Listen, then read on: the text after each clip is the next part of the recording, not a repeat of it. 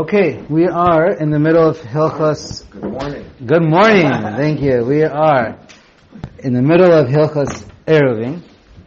Just a real quick throwback. I usually don't like to do this, but this is like the second time. When we spoke about burials, so we asked about, is it ever done on a second day? So people just wanted to know who it was about. So when the Rav passed away, it was Rav Simcha Zelig. He passed away. He's a Dayan, a brisk.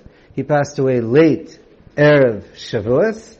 And Rav Moshe Soloveitchik is the one who paskined that they're going to do the Kavura on the second day. Because it was too late for people to show up to the Kavura, and it's mutter to do on the second day. They didn't want to push it off, and everyone walks in those days. So that's what was done.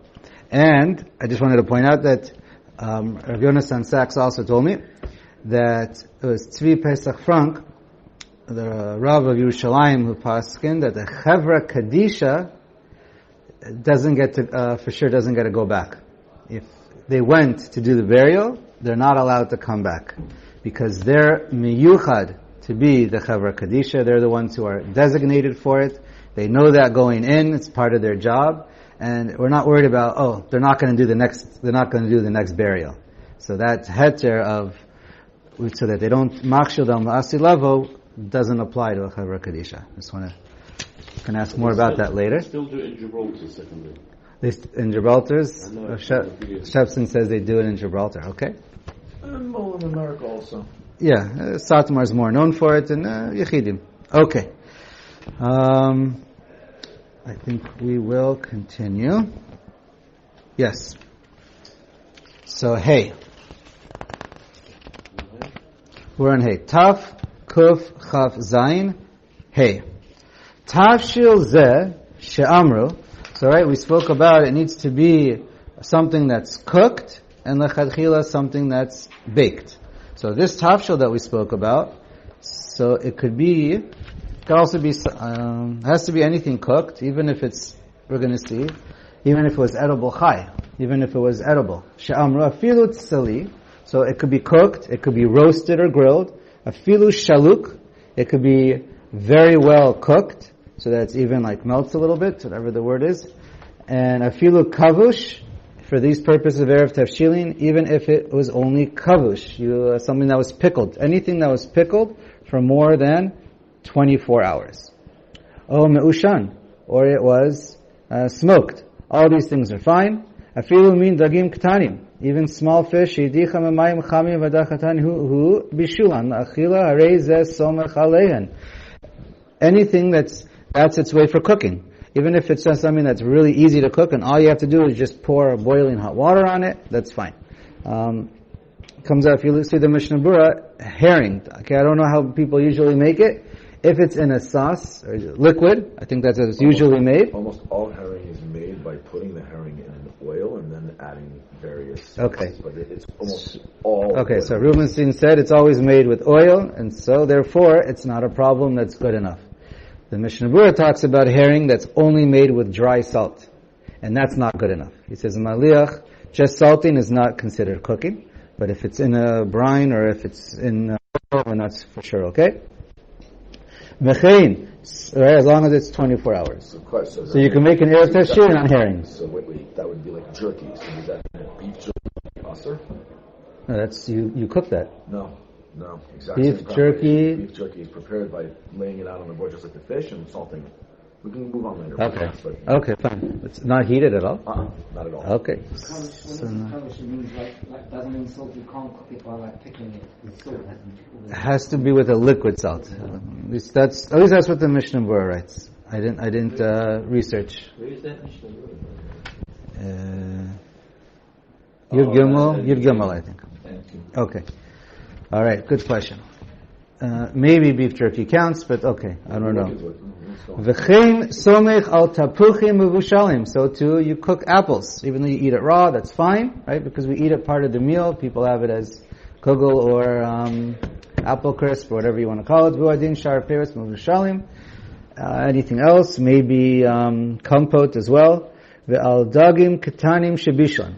And even on small fish that you cook. As long as it's something that we mentioned you eat in a meal that has bread. then it's good enough. Okay. Vav. I'm not positive about if it's miyuchad for dessert. So I'll leave that as a question. It might be pashut to you, but okay. Vav. Somech me'erev Yom Tov. Afilu al adashim shebishulei kedera. All right. You can even use for food to say a bracha and set aside for your Eruv Tavshilin, even the leftovers or the scraps of your pot, assuming it's edible, it's not burnt to a crisp. V'chein al shamnunit shenidbak b'sakin u'geraro, or even just leftover fat you take from your knife, you just slide it off with your fingers and you collect it, and that's fine as long as it's edible. V'hu sheyehebo kazayit, as long as it adds up to a kazayit. Most people ate fat in the old days. Okay. I know some people are like, ew, but it was a very popular. Right. It used to be edible, and for now, some it still is very edible. Yeah. So, but that's only a technicality, really lahalacha. Everyone agrees that's not lechatchila. You're supposed to use something that's appropriately a nice piece of meat and a proper shalem piece of water challah, or whatever challah you make hamotzi on. That is that's lechatchila. This seif is not lechatchila. Zayin mitzvah al kol adam la'ariv. Now it's specifically a specified mitzvah that everyone is supposed to do in Eruv Tavshilin. Okay, there's a question if you don't plan to cook, maybe there's no chiyuv whatsoever, but certainly if you want to cook. And perhaps even if you don't plan on cooking, there's a mitzvah for everyone to make an Eruv Tavshilin. This way you're safe and you can do it. And as we learned, Chazal wanted us, they invented this whole Eruv Tavshilin because they wanted us to do the Eruv Tavshilin. They didn't want only one person in the whole community doing it and nobody knowing about it. That's not what was intended. All right, we learned a couple of reasons. One of them is to remind us that you're not allowed to prepare on Yom Tov for during the week. That was one of the reasons why they enacted it. So they want us to be reminding ourselves by actually doing it. Otherwise, it would defeat the purpose if only one person, the Rav of the city, did it. U'mitzvah, now, in addition to every individual, u'mitzvah kol gadol ha'ir la'ariv al b'nei iro kedei shismach alav. It's, in addition, the Rav of the city, the Rav of the shul should also make an eruv for everybody, so that other people can rely on it in case some people. We'll see. For who? Kedei shismach alav misha shachach, the people who innocently forget. That's a question. Some say if you were just lazy and forgot, that's not acceptable. But it's intended for people who forget, or ne'enas, they weren't able to make it, or included in this is people who believe that only the Rav does it. Some people actually believe it's not for the individual to do, it's just for the Rav, and they're so mechanim lachatchila. So that's wrong, but some call that negligence isn't good enough, but many say that's okay. O shehiniach eruv ve'avad, or let's say you made an eruv like you were supposed to, and it disappeared. You ate it by mistake. Someone of the kids ate it by mistake, and it's gone. Or an amarch who doesn't know how to do an eruv. So for these cases, that's why you have the Rav Ha'ir to do it. But if a person who's able to and he's knowledgeable and he doesn't, but he just wants to rely on somebody, nikra posheya ve'ena yotzebo. So based on a story in the Gemara, he's called a posheya and he cannot rely on it. So there's a story in the Gemara in Beitza. It's I believe it's Tet Zayin Amud Beis.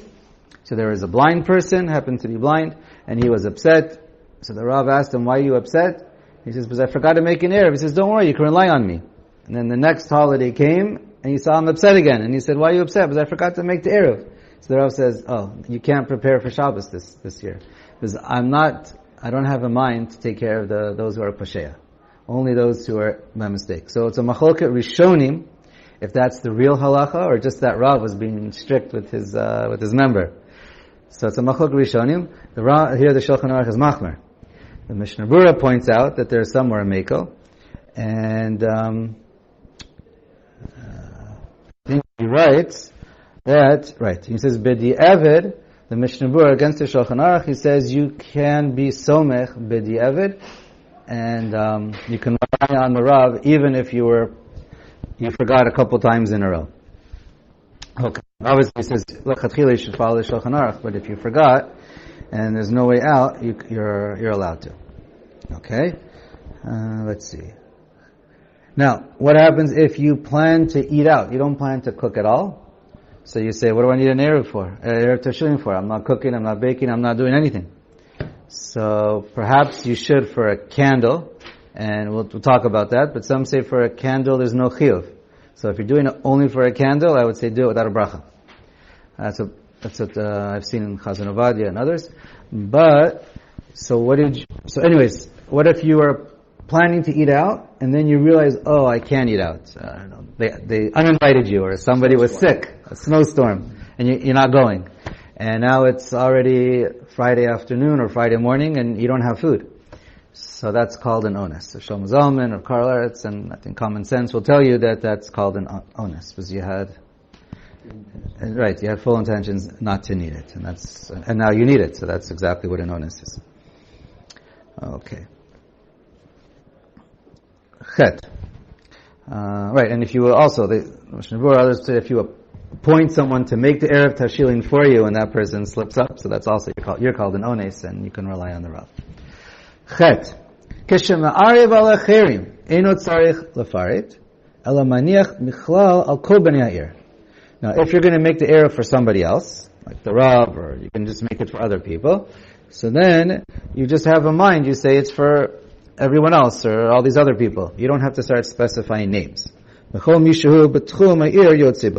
if you say it's for the whole Bnei Ha'ir, then everybody within the Tchum is included. The Haggah. So this Ramah, the Beis Yosef agrees.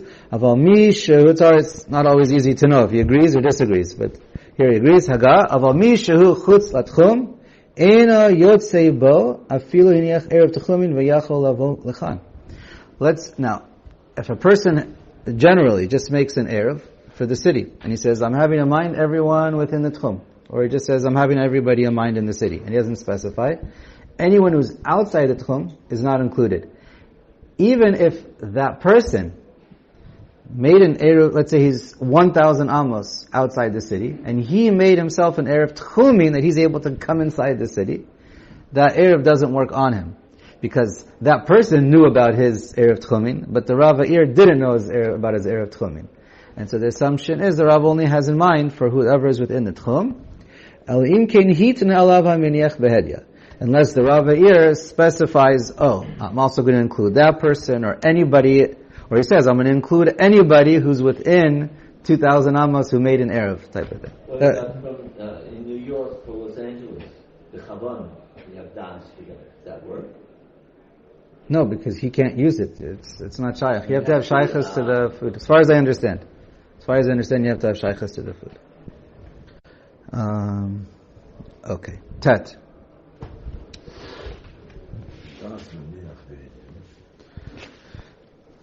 Okay. Tet. Dad meniach be'inan shechaven lahotzi la'acher.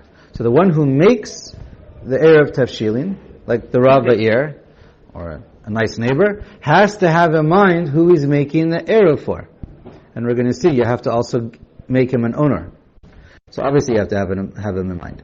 Avalda, this is the main point. Avaldas mi shehinicho bishvilo lo ba'inan bishat hanacha. Everybody else in the city doesn't have to know that the Rav made it for him. Everyone in their own city might make their own, they're supposed to make their own Eruv Tavshilin. But the Rav Ha'ir, when he does it, even if no one knows about the Rav Ha'ir, it still works, even though no one had him in mind. Let's say you made yours and then it disappeared. So you didn't even plan on using the Ravs. It still works.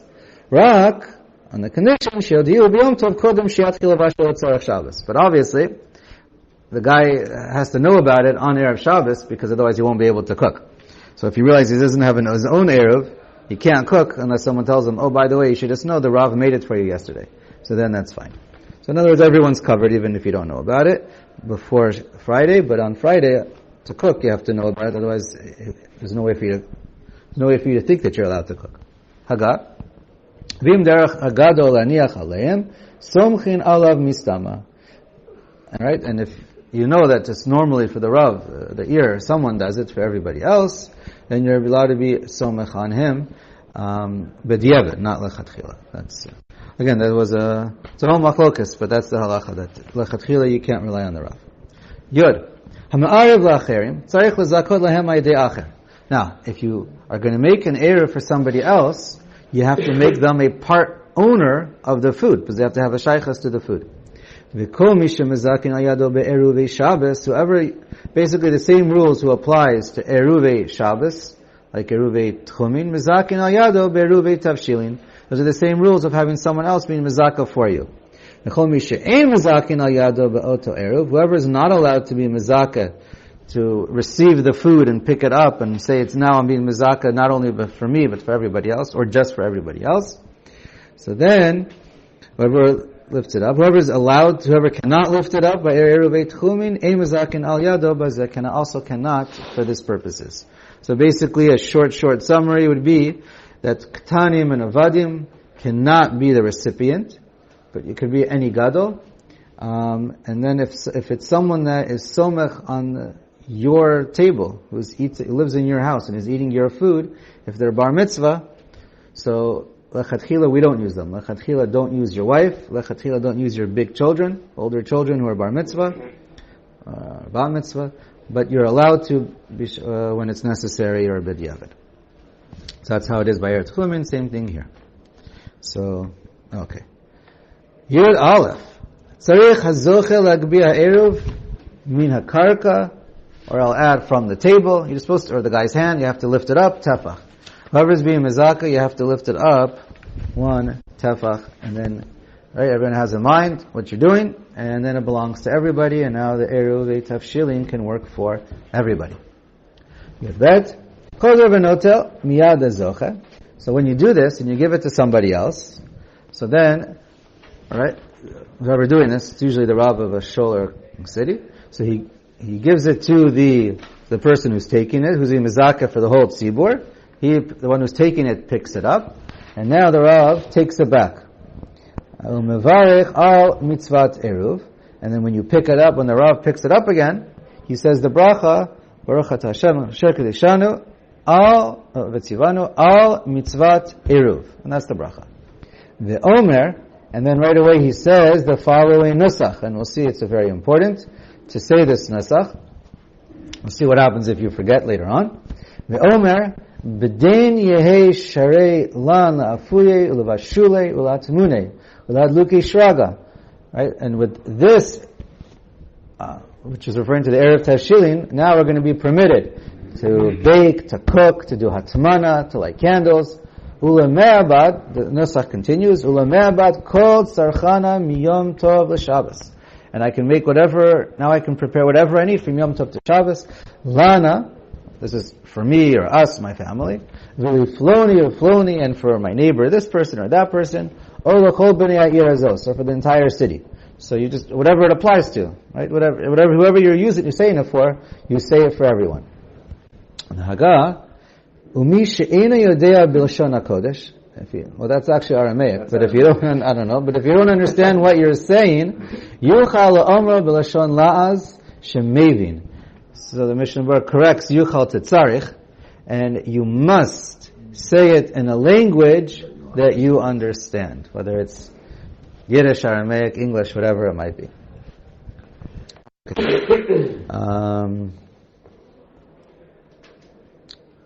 Okay. And with this, you're allowed to do other stuff as well, because you already included everything. Shechita, whatever you need to do. Good Gimel. Kol b'nei ha'ir hazos is the loshon of the Rav. Yeah. What do we do? Kol b'nei mishpach koli, or kol b'nei I don't know, whatever's in the Sidurim, but it would be... In the Sidurim, it says that language in small writing. So the question is, do we need to say that? You need to say whatever it's for. Say li uvelana. You can say us. You can say kol mishpachti. In case the Rav. But then you got to be machna to the whole city. Right. You have to share your piece of meat with everyone. I'm going to come over. You do? Yes. Wow, then I'm coming over every Friday night. Will last God knows how long. So Okay, Yud Gimel. Can't go wrong. Alfal pi shehiniach eruv ena yachol avashal mi Yom Tov Rishon l'Shabbos. So, even though you made an eruv, this is talking about a 2-day Yom Tov, so it's in Chutz La'aretz. You can't grill your or Rosh steak. Hashanah. Yeah. On Thursday, You can't grill your steaks on day Thursday one for day 2. for Shabbos. Or for day 2. Or for day 2. Correct. Either way. You can't cook on Thursday for Friday or Shabbos. Yeah, if the whole concept of Eruv Tavshilin is only to cook on Erev Shabbos for Shabbos. And Shabbos being Yom Tov for Shabbos, right? Which means Friday. Oh, it has to always be Friday for Shabbos. It can never be You Thursday. could not do it the day prior for Shabbos. Or the day And- prior for the next And it could even be an Isser D'Araisa to cook on Thursday. Because it could be that Thursday is, however it works out, because of sake of the Yoma, whatever. Okay. Fine. So You're down. now, if a person did do it on Thursday, Mishnah Berurah says you're allowed to eat it, but don't. But you're allowed to eat it. Huge machlekes, by the way. Oh yeah. Yeah. Okay. Yadalad. Im hiniach ha'eruv adas lismoch alav kol zman she'eh kayam afilu liyom tov acher. So I'll add, if the person had das and he knew that he's not allowed to do it, then we usually paskin that it's usher. If it's someone who did it and didn't realize the halacha and was a little bit of an ignoramus, so then usually the rabbanim allow for the eating of the food. Okay, I don't know. I think the Mishnah Berurah's make even the amazing, but we'll look. Rabbi Sauer. Okay, so that's Rabbi Sauer. Heavyweight champion. Tough. Okay, so now this case in your Daled was you Good down. right. Even yach erev adas lismach alav kol zman she'eh kayam afilu Yom Tov acher. You make an eruv today for, let's say it's erev Pesach, and you want to use this eruv on Sukkot, something that lasts, or you can freeze it. Nowadays you have a freezer, so you want to do it. You want to do an erev Tavshilin once for 2 holidays, 2 years, many years, whatever. So lechatchila lo yismach alav Yom Tov acher. Lechatchila, you're not allowed to. You have every Yom Tov. You have to do a new one. I mean, that's Takanas Chazal. They want us. It's a mitzvah, and they want us to be doing it often to remind us every holiday. So lechatchila, you're not allowed to. Aval b'diavad rachol lismach alav, but you are allowed to rely on it b'diavad because you did it, and it's still edible. It's still a kazayas, and you're allowed to. And we see this sort of just this concept anytime it's a Yom Tov Sheni.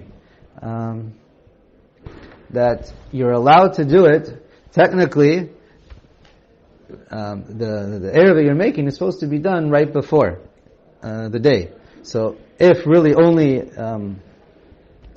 technically you should, if it's a 2-day Yom Tov, and we're saying, let's say Friday is the real Yom Tov, which why you're doing Eruv Tavshilin for it, you should really be doing it on Thursday, the day before. Just comes out, we're always doing it 2 days before. We never do you're not allowed to. We never do an Eruv Tavshilin on a 2-day Yom Tov while it's Yom Tov on the Thursday.